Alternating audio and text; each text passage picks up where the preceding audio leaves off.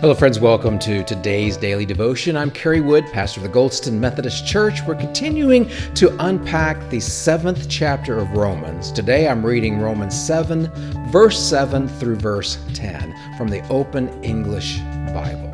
Hear now these words. What are we to say then? That the law and sin are the same thing? Heaven forbid! On the contrary, I should not have learned what sin is had not it been for the law. If the law did not say, "You must not covet," I should not know what it is to covet. But sin took advantage of the commandment to arouse in me every form of covetousness. For where there is no consciousness of law, sin shows no sign of life.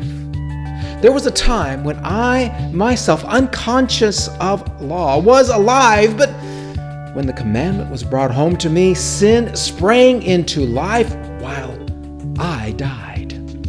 The commandment that should have meant life, I found to result in death.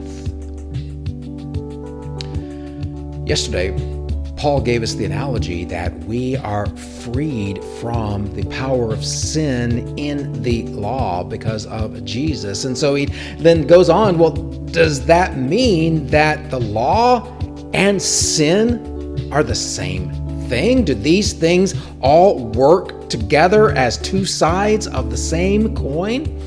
And Paul says, no, that's not quite what we mean, but the truth is that sin takes advantage of the law to make us even more sinful through the law. Well, to use the analogy that I started yesterday about bankruptcy instead of marriage, the analogy is, are debt and sin the same thing? Some might say yes. If you are a part of the Dave Ramsey school of thought, then yes, any form of debt for any reason is a bad thing. He would describe that as being a type of sin. Now, others will say no, because actually going into debt is just about the only way for anyone to ever own any kind of real estate, to own their own home, unless they already have a boatload of money. For them, it's the "what did you go into debt for" question that will determine whether the debt is sinful or not. So with this analogy of debt and sin, a creditor who offers easy money to buy something that you don't need and you can't afford, this is the same thing, the same result as the law being twisted by sin to be something more and more than what we ever would have done on our own. I don't know about you, but just about every day I will receive offers of easy money in my emails and through the mail. People are out to give me money all the time. But there's always the catch of having to pay it all back, and usually at exorbitant interest rates and terms that I don't want to live into. But yet, the temptation is there to take that easy money and go on a spending spree, go on a vacation, go do this, that, or the other thing.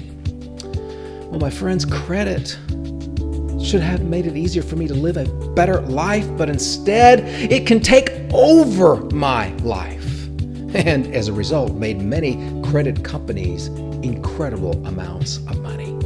The law itself isn't bad, but sin isn't fixed by the law. Buying things isn't bad, but credit makes it too easy to buy the wrong things, too many things, and this isn't fixed by the economy.